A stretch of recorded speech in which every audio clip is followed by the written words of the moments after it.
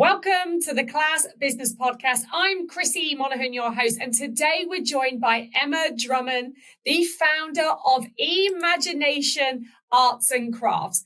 I'm really excited about talking to Emma about her market like a pop star journey, what she got out from the program, what she learned from me, and what results you got. So let's get ready for this conversation. Let's dive in.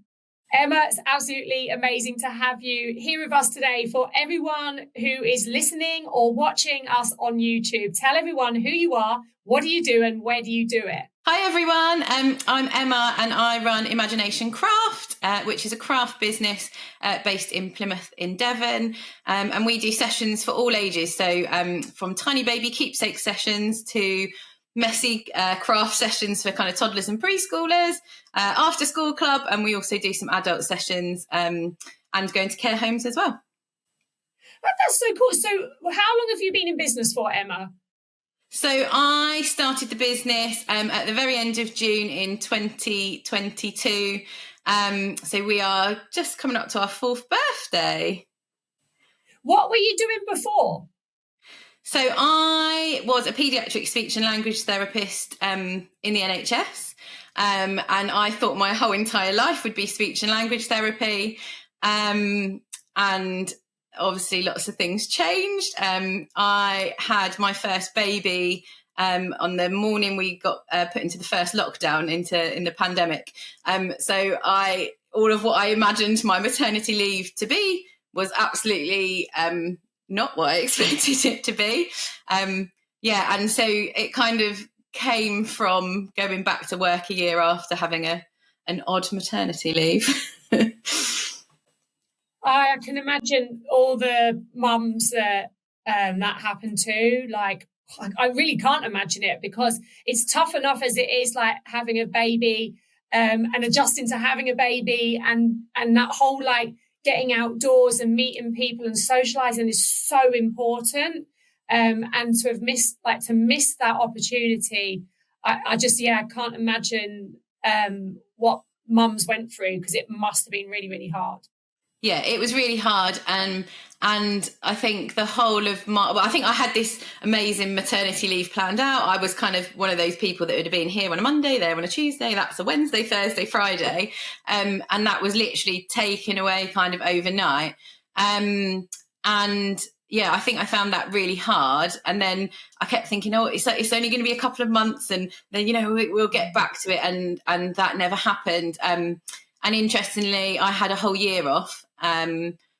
But I went back to work and we were still in the middle of a pandemic, going into schools. Schools were back to kind of normal then. And I was going in with a mask and visors and aprons and gloves, trying to do speech therapy with like 4, 5, 6-year-olds, which was just horrific. And as you can imagine, things weren't easy. And I actually ended up having a full 6 months off of work, kind of with stress and anxiety, which that would not surprise me. It would not surprise me. I mean, the NHS got absolutely battered, and those people worked all the way through it. So I can imagine. So where does the arts and crafts come from? Like, did you do this as a child, or like where has it come from? Yeah, so I've always been creative. I've always been someone who kind of enjoys, anything from, I used to do loads of cross stitch as a child, to colouring, to anything really, sticking, gluing, the whole lot. And I'm also a Beaver Scout leader, and have done kind of brownies and guides in the past. So I've always enjoyed that creative side. And I think I just decided I wanted to do something completely different. It's like the most polar opposite to doing speech and language therapy. But I guess even within the speech and language therapy, I always enjoyed making resources for the kids. So I always loved it. They'd go, I'm really into whatever, and I would make them a game to practice whatever we were practicing. So that creative element was always there in the background. But I looked at a couple of different kind of franchises and did some discovery calls with different franchises. And then I was like, I don't know what to do. Not hugely a sporty kind of person. I just thought, right, let's do crafts. actually someone who I knew who was running a franchise, who I'd met kind of through doing Zoom baby classes, said to me, just go and do it on your own. You can do this, Emma. And then, which is great. And I think you and I have had conversations before about having a franchise is great because you've got that structure, but also for me, not having kind of those overheads that you perhaps have in a franchise, and just being able to do exactly what I want to do, how I want to do it, when I want to do it, works really well for me. So yeah, it's just kind of how it happened. So you started your business journey, yeah. And how did the first sort of 6 months go? 6 months, a year? Can you remember that part? Yeah. So when I had that kind of 6 months off of work, I was doing these kind of discovery calls, and I mean, all of my family and friends will think that I'm absolutely bonkers doing this, in the sense I was one of those people that was like, anyone who's self-employed, who doesn't have sick pay and doesn't have like holiday entitlement and all those other benefits, you know, like the NHS got loads of benefits, is absolutely nuts. And not having a regular income, that's crazy. And so I was kind of doing all this kind of discovery. And I actually, when I went back to the NHS after my first child and had that time off, I then was actually pregnant with my second. So I actually did my first ever session when she was 4 months old. So before we did face-to-face sessions, I sort of didn't want to start those sessions and then have to kind of stop them for a while. So we had craft boxes. So I think lots of businesses kind of diversified over COVID and realised that face-to-face couldn't happen. So yeah, we created craft boxes, which I posted out to families, and they were all themed. Had a tiny little break when I had my daughter. We had a Halloween box that went out. She was born on the 21st of October. And then kind of after Christmas, we were in there with face-to-face sessions. Yeah, which was just mad thinking about it now, taking her along with my husband and a toddler. But it was great. We did it. Of course, yeah. And obviously when like the lockdown eased and people were allowed out, there was like the booming classes, because obviously everybody was desperate to get back to routine and socialising. And so we came across each other last year for the Market Like a Pop Star Challenge event. Yeah, so I think doing the challenge event? So I think it might have even been 2 years before. It might have even been right at the beginning. And I think I was completely new to business, had absolutely not an inkling about anything. So every single part of the business, from like, you know, I did a bit of social media, but I wasn't like, you know, someone who was on it all the time, had absolutely no idea about kind of accounts, marketing, you know, any of that. That was all brand new, and I had to learn it completely from scratch. And I think I found you, probably really early on. And I was one of those lurkers in the background, and I was kind of watching what was going on and like thinking about what do I need. So I did Market Like a Pop Star, I think 2 years before, like doing it properly last year. Yeah. And, you know, yeah, and it's one of those things, isn't it? I think it's really tricky to kind of know when you're new into a world, like completely different. And I did bits and bobs of it, definitely took elements of it. Yeah, and then last year I was like, right, this is the year. You know, the business was you know, ticking along. Things, you know, weren't all brand new every single time I did it, because I'd done it for a couple of years. And yeah, so last year it was like, right, now's the time to kind of invest in the next step, really. That's really interesting, because I've had another conversation with another provider, and she was the opposite. So she joined a franchise from a teaching background, and was like, knew what the skills gaps were and basically plugged them as fast as she could, so she could obviously accelerate her, you know, like to get off to a really amazing start. And it's paid off for her. But I do understand what you're saying, because sometimes, like, when people are new in business, they are nervous about investing, because they're like, well, I'm not actually making any money yet. And I'm trying to like make ends meet and pay all my bills. And investing is a scary prospect. Like, Yeah. and obviously it took you the second year to go, actually, I'm ready to do it. So what was the change in your mindset where you were like, actually, I'm ready to do it now? Yeah, so I think that part of what I was worried about is paying and like investing in something that then I couldn't fully like commit to from like I guess a time sense. So my children now are 3 and literally just turned 6, and I think, you know, my 3-year-old is still at home. We've still got a whole another year until she goes to school, and I think there's part of me that still grieves that maternity leave that I lost with the eldest. So like I'm like, right, I'm still going to do stuff. Like, she's not going to preschool full time because I still want to do the groups and those things that I didn't do with the eldest. So, and I think what I didn't want to do was like, I guess, put that money in and then not fully commit to what I could get out of it. Whereas this year it felt like, right, I've got a little bit more time. The children are a little bit older.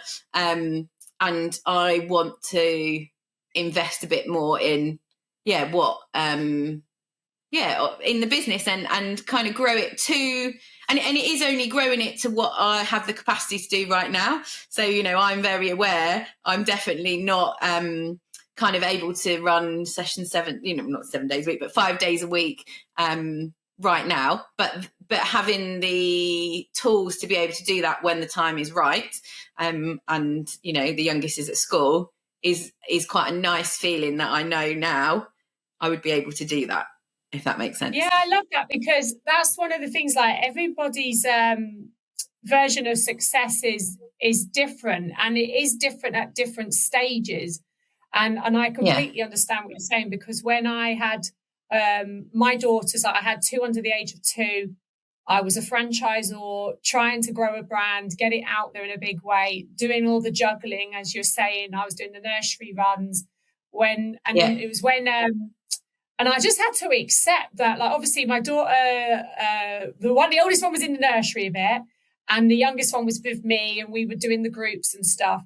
And I just had to accept that I just couldn't do everything that I wanted to do, because obviously I was a parent, I was a mum, and I had to be there for my daughter. And it was only when she really went to school that I was like, actually, now I can do all the things that I wanted to do. So I do feel like sometimes you have to be realistic, isn't it? And I feel like sometimes there's this pressure on us as parents and as mums to be like this, the business person and the mum, and, you know, do all of the things. And then we can get like overwhelmed and sometimes feel like we're failing, when actually there's just not enough hours in the day. Like, and you just have to accept it. It is what it is at this period of time. Right. So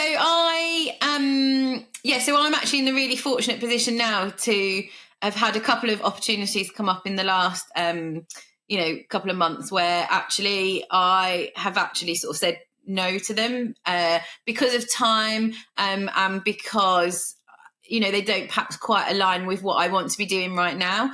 So actually to be in the position in the business and to have the confidence to say no to things is actually a strange thing to be able to do, because I think at the beginning of business, you know, I did some really strange business choices. You know, I also had a 4-month-old, so baby brain was very real. But, you know, you just say yes to everything. And I remember kind of going to kind of fairs and, you know, having a table and having my boxes there, and not one person bought the box. And, you know, we'd have a craft as well, but it was like, you know, £1 per craft to get people in. And I was like, yeah, it's great because I can give out leaflets. And actually, you know, those people weren't necessarily my ideal customer and didn't come to anything. So I think I've learned a lot, you know, over the last few years around, you know, what I want the business to be, and how I want it to align with kind of my values of, you know, of what EM-MAgination Craft is.